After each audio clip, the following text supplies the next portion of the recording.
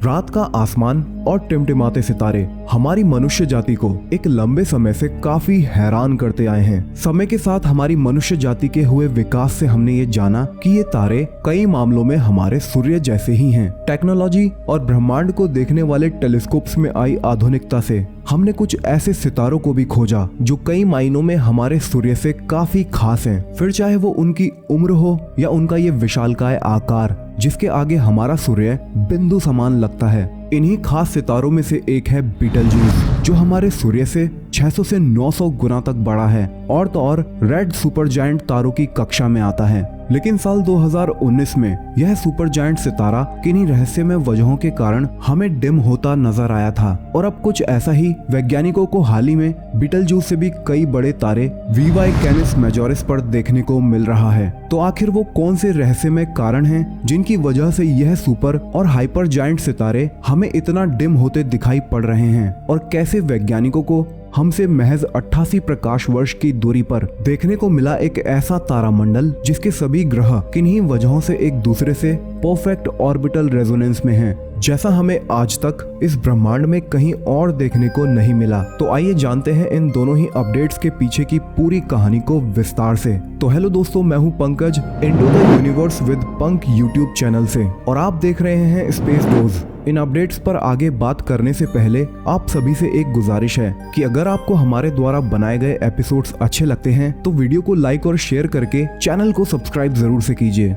VY कैनिस मेजोरिस हमारे द्वारा देखा गया एक ऐसा सितारा है जो कि हमारे ब्रह्मांड के कुछ सबसे बड़े सितारों में से एक है। अगर बात करें इस तारे की लोकेशन की तो यह हमसे 3900 प्रकाश वर्ष दूर कैनिस मेजोर नक्षत्र की ओर मौजूद है। वीवाई कैनिस मेजोरिस एक रेड हाइपर जायंट सितारा है जिसके आगे हमारे ब्रह्मांड के कुछ सबसे बड़े सितारे जैसे कि बीटलजूस भी हमें काफी छोटे दिखाई पड़ते हैं। यह तारा इतना ज्यादा विशाल है कि इसे अगर हम हमारे सौरमंडल में हमारे सूर्य की जगह पर रख दें तो इसका ऑर्बिट जुपिटर ग्रह के ऑर्बिट से भी कई आगे तक चला जाएगा। खैर, जैसा मैंने बताया कि वैज्ञानिकों को बीटलजूस पर 2019 में की गई ऑब्जर्वेशन से यह पता चला था कि बीटलजूस की रोशनी में काफी ज्यादा गिरावट आई है, जिसे देखकर सभी यह समझ रहे थे कि यह तारा सुपरनोवा होकर अपने जीवन का अंत करने वाला है। लेकिन ऐसा कुछ नहीं हुआ, बल्कि बीटलजूस की रोशनी में आई वो गिरावट जल्दी ही सही हो गई, जिसे देखकर इस नई रिसर्च को लीड कर रही रॉबर्टा हम्फ्रीज ने सोचा कि वीवाई कैनिस मेजोरिस में भी हमें बीटलजूस जैसे ही गिरावट देखने को मिली है, लेकिन जो बीटलजूस के जैसे एकदम से ना होकर कई 100 सालों के समय अंतराल में आई है। 4 मार्च 2021 को हबल स्पेस टेलीस्कोप का इस्तेमाल कर उसके द्वारा इकट्ठा किए गए डेटा की स्टडी से वैज्ञानिकों ने इन सितारों की उस रोशनी की गिरावट के बारे में काफी कुछ पता लगा लिया है। इस स्टडी को लीड कर रही रॉबर्टा हम्फ्रीज का कहना है कि वीवाई कैनिस मेजोरिस और बीटलजूस की उस डिमिंग का कारण लगभग समान है। उनका कहना है कि इस गिरावट के पीछे उन सितारों के पास मौजूदा धूल का हाथ है जो कई बार अस्थायी रूप से उन सितारों से आने वाली रोशनी को रोक देती है। वैज्ञानिकों का मानना है कि उस धूल की फॉर्मेशन के पीछे सिमिलर प्रोसेस है जो हमें इन सितारों के करीब देखने को मिलती है। दरअसल इन डस्ट क्लाउड्स की फॉर्मेशन के पीछे इन सितारों द्वारा छोड़े जाने वाली प्लाज्मा फ्लेयर्स का हाथ है। जी हाँ, ये वही फ्लेयर्स हैं जो हमें हमारे सूर्य के करीब भी देखने को मिलती हैं। लेकिन वीवाई कैनिस मेजोरिस और बीटलजूस की वो प्लाज्मा फ्लेयर्स आकार के मामले में हमारे सूर्य से कई गुना बड़ी होती हैं। इन सितारों द्वारा छोड़ी जाने वाली वो प्लाज्मा फ्लेयर्स अपने साथ मटेरियल की एक भारी मात्रा को भी इनसे दूर ले जाती हैं। इसी के साथ हबल द्वारा हाल ही में की गई ऑब्जर्वेशन से मिले डेटा से हमें कई नए गैस स्ट्रक्चर्स भी इन सितारों के करीब देखने को मिले, जैसे गर्म गैसेस के ग्रुप्स, जिनकी ऑब्जर्वेशन से वैज्ञानिकों को यह पता चला कि यह स्ट्रक्चर्स उम्र के मामले में 100 सालों से भी कम पुराने हैं। इन स्ट्रक्चर्स की टीमिंग से वैज्ञानिकों को यह पता चला कि ये 19वीं और 20वीं शताब्दी में की गई ऑब्जर्वेशन से काफी हद तक मैच कर रहे थे, जो कि इस ओर इशारा कर रहे थे कि इनकी वजह से ही हमें 19वीं और 20वीं शताब्दी में वीवाई कैनिस मेजोरिस की ब्राइटनेस में कमी 1 से 6 गुना तक कम दिखाई दी थी। और यही वो कारण है कि वीवाई कैनिस मेजोरिस जो कि एक समय में हमारी आंखों से दिखाई देने वाला एक आम सितारा हुआ करता था, आज हमें केवल टेलीस्कोप्स की मदद से ही दिखाई देता है। अगर हम बात करें इन गैस स्ट्रक्चर्स की, तो इनमें से सबसे छोटे वाले आकार का वो स्ट्रक्चर भी मैस के मामले में हमारे जुपिटर से 2 गुना तक ज्यादा मैसिव है। रॉबर्टा हम्फ्रेस का कहना है कि हमें हमारी इस रिसर्च से यह पता चला कि सितारे कितने रहस्यमय हो सकते हैं। उनका कहना है कि वी कैनिस मेजोरिस और बीटलजूस दोनों सितारों के करीब मिले इन बड़े गैस स्ट्रक्चर्स की फॉर्मेशन के पीछे इन सितारों पर होने वाली लार्ज स्केल सरफेस एक्टिविटीज हो सकती हैं, जो कि इन रेड सुपर जायंट और हाइपर जायंट सितारों में वैज्ञानिकों के अनुसार काफी ज्यादा आम है, जिसका हालिया उदाहरण वी कैनिस मेजोरिस है। और शायद यही वो मैकेनिज्म है जो इन सितारों के मैस लॉस के पीछे का कारण हो सकता है, जो हमेशा से हमारे लिए एक रहस्य रहा है। खैर, उन्होंने अब रिसर्च से यह जान ही लिया है कि आखिर किन वजहों से वी कैनिस मेजोरिस धीरे धीरे अपनी चमक को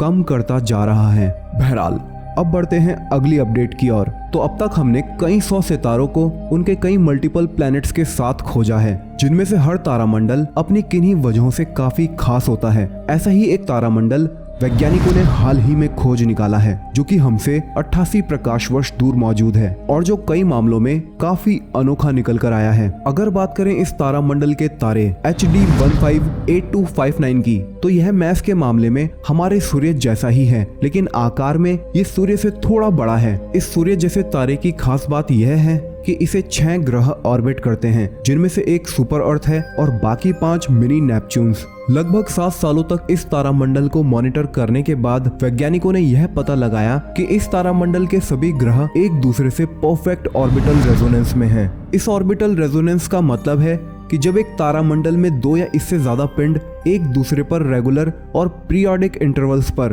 अपनी ग्रेविटेशन फोर्स से इफेक्ट करते हैं, जिसके पीछे का कारण है इनके ऑर्बिटल पीरियड्स का एक काफी कम इंटीजर्स के साथ एक जैसा होना। इस तारामंडल के सभी ग्रहों की ऑर्बिट्स को सटीक कैलकुलेट करने के लिए रिसर्चर्स की एक इंटरनेशनल टीम, जिसको लीड कर रहे थे नाथन हारा, इन्होंने सोफी स्पेक्ट्रोग्राफ और टेस एक्सोप्लैनेट हंटिंग टेलीस्कोप के डेटा का इस्तेमाल किया, जिससे वैज्ञानिकों को यह पता चला कि इस तारामंडल का हर ग्रह एक दूसरे से 3.2 ऑर्बिटल रेजोनेंस पे है। जिसका मतलब यह है कि जब इस सिस्टम का कोई ग्रह अपने 3 ऑर्बिट्स को पूरा करता होगा, तो उससे अगला ग्रह अपने 2 ऑर्बिट्स को पूरा करता होगा। इसी के साथ वैज्ञानिकों को यह भी पता चला कि ये सभी ग्रह अपने तारे को बेहद करीब से ऑर्बिट करते हैं, जिसको पूरा करने के लिए ये सभी ग्रह 2.17, 3.4, 5.2, 7.9, 12 और 17.4 पृथ्वी दिनों का समय लगाते हैं, जिससे पैदा होने वाली पीरियड रेशो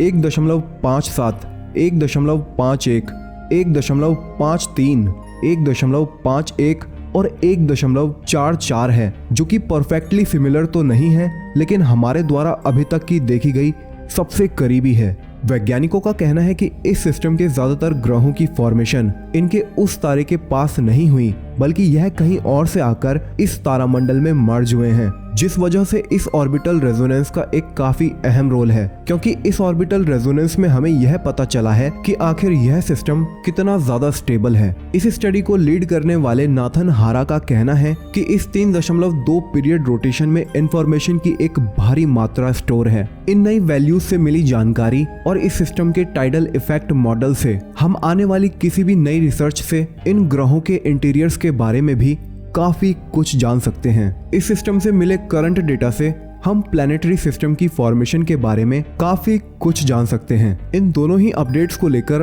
आपका क्या विचार है? अपने सुझाव आप नीचे कमेंट सेक्शन में जरूर रखिएगा। बहरहाल, आज के इस एस्ट्रोनॉमी अपडेट्स एपिसोड में इतना ही। अगर आपको यह एपिसोड अच्छा लगा है तो इस वीडियो को लाइक और शेयर करके अपना प्यार जरूर दीजिए। साथ ही चैनल को सब्सक्राइब कर लीजिए इस नोटिफिकेशन बेल को दबाकर, ताकि भविष्य में आने वाले वीडियोस के नोटिफिकेशन आपको अपलोड के साथ ही मिल सके। तो मैं पंकज कुछ नई एस्ट्रोनॉमी अपडेट्स के साथ मिलूंगा आप सबसे अगले हफ्ते। तब तक के लिए bye guys and take care.